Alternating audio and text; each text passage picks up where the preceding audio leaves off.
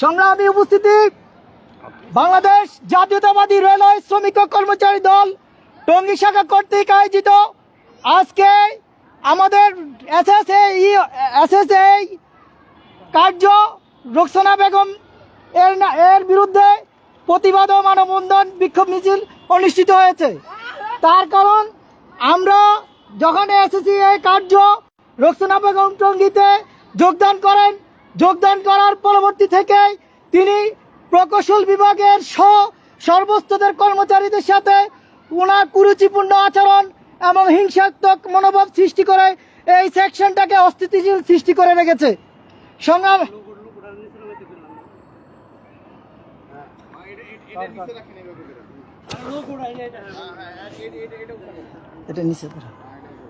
আমাদের এই টঙ্গী সেকশনে দীর্ঘদিন থেকে এই রেল লঙ্ঘন সৃষ্টি হওয়ার পর থেকে টঙ্গীতে পিডাব্লিউ স্টাফ এবং আইডাব্লিউ স্টাফের সাথে খুব সৌহার্দ্যপূর্ণ একটি সম্পর্কের মধ্য দিয়ে এই সেকশনে কর্মচারীদের অধিকার স্বার্থসিদ্ধি রক্ষার সৃষ্টি ছিল।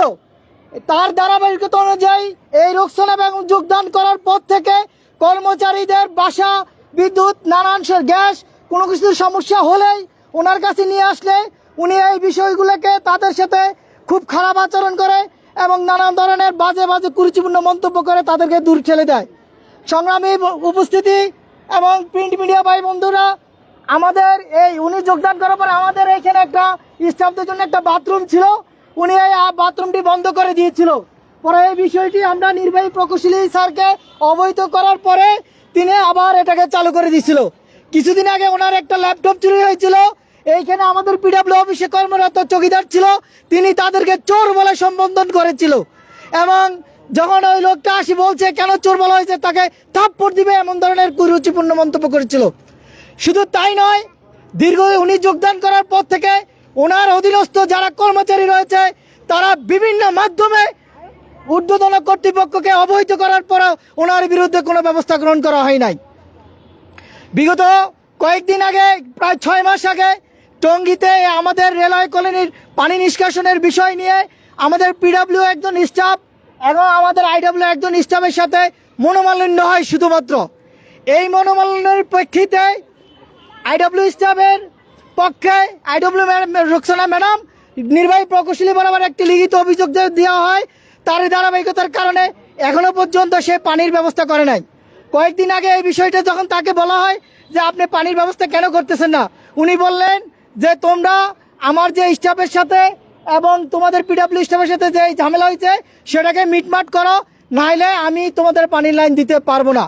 আমাদের প্রশ্ন হচ্ছে, আজকে আমাদের রেল শ্রমিক দলের পক্ষ থেকে আজকে যে প্রতিবাদ জানানো হচ্ছে যে আপনি একটা লোকের সমস্যার সমাধান না করে আপনি পানি দিবেন না, তাইলে ওই রেল কর্মচারীরা যারা কলোনিতে বসবাস করে তাদের অবস্থানটা কি হতে পারে? বিগত 6 মাস থেকে এই বিষয়টাকে আপনি ঝুলিয়ে রেখেছেন এবং আমাদের এইখানে যারা রেল কর্মচারী রয়েছে তাদের যে পানি পাচ্ছে না, তারা এই বিষয়গুলো ঊর্ধ্বতন কর্তৃপক্ষের কাছে লিখিত অভিযোগ করছে, তারপরও ওনার বিরুদ্ধে কোনো ব্যবস্থা নেয়নি এবং উনি এই পানি দিয়ে পাচ্ছে না।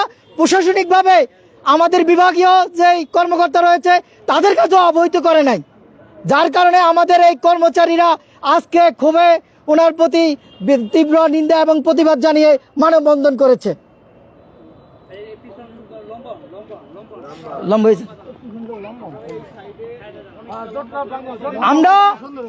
আমরা টঙ্গী সেকশনের সর্বস্তরের কর্মচারীরা অনতিবিলম্বে রেল প্রশাসনের কাছে অনুরোধ করছি ওনাকে অবশ্যই টঙ্গী থেকে দ্রুত প্রত্যাহার করার জন্য। ওনার আচরণ, ওনার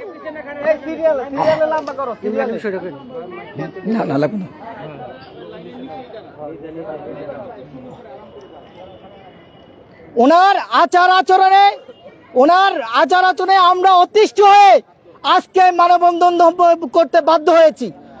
সম্মানিত উপস্থিতি, আমরা কেন আজকে মানববন্ধন করতে হবে একজন কর্মকর্তার বিরুদ্ধে? কারণ আমাদের যে উপরস্থ কর্মকর্তারা আছে তার বিরুদ্ধে কোনো প্রশাসনিক ব্যবস্থা গ্রহণ করে নাই। তাদের কাছে মৌখিকভাবে দীর্ঘবার বলা হয়েছে, ওনার বিরুদ্ধে কোনো ব্যবস্থা করে নাই এবং তিনি শুধু এটাই করে ক্ষান্ত নেই, উনি শহীদ প্রেসিডেন্ট জিয়াউর রহমানের প্রতিষ্ঠাবার্ষিকীর একটা ব্যানার আমাদের দপ্তরের সামনে লাগানো হয়েছে। ওনার ক্ষমতার দাম্ভিকতা দেখিয়ে উনি সেই ব্যানারটি ছিঁড়ে ফেলেছে। ওনার সাথে ওনার দপ্তরে আরো কিছু লোক জড়িত রয়েছে এইসব অপকর্মের সাথে। আমরা রেল প্রশাসনের কাছে দৃষ্টি আকর্ষণ করে বলছি, আপনি এসএসসি হয়ে কর্মরত যেই লোকগুলো রয়েছে এইসব অপকর্মের সাথে তাদের বিরুদ্ধে ব্যবস্থা নেবেন।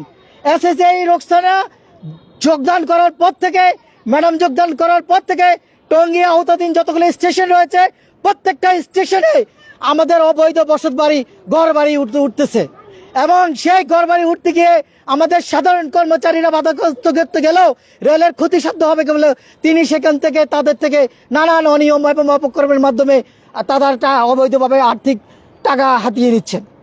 আমরা অনতিবিলম্বে রেল প্রশাসনের কাছে অনুরোধ করব, আজকে আমরা মানববন্ধন করতে আসি নাই, আমাদেরকে আপনারা বাধ্য করেছেন। আজকে রোকসানা ম্যাডামের আচরণের কারণে আজকে আমরা এই মানববন্ধন করতে বাধ্য হয়েছি।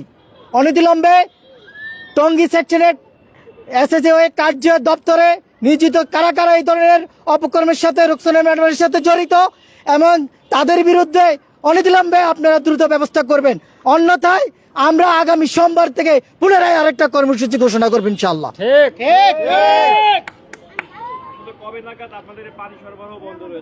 আমাদের বিগত 6 মাস থেকে আমাদের একজন ওএমএন পিডব্লিউ স্টাফ এবং ওনার একজন আইডব্লিউ স্টাফ, তাদের ভিতরে শুধু মনোমালিন্য হয়েছে, এই ব্যতীত কোনো হাতাহাতি, কোনো মারামারি কিচ্ছু হয় নাই।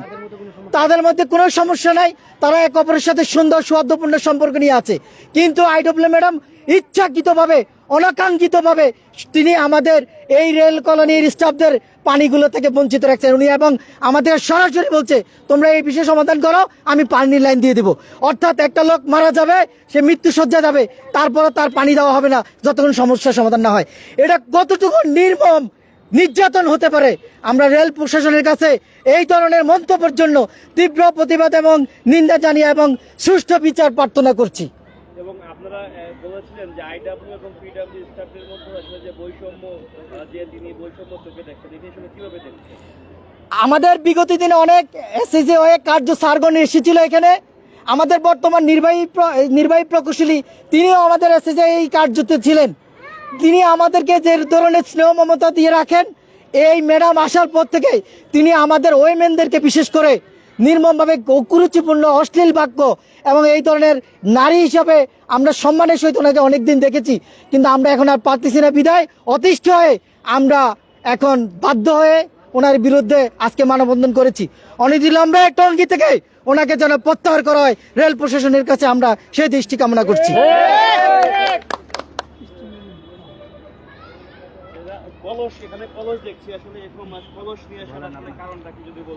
আপনারা কতদিন পানি পান না বলেন?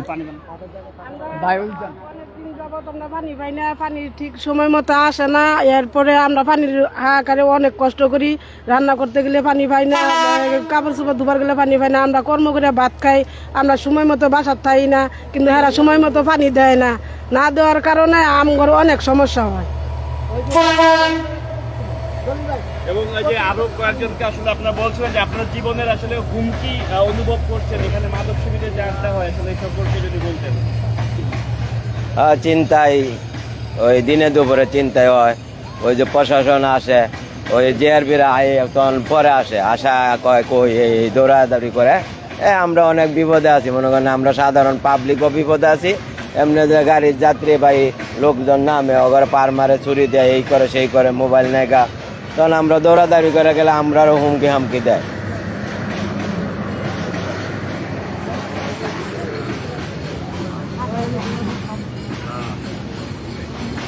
আর কিছু কইবেন? আপনার কিছু বলার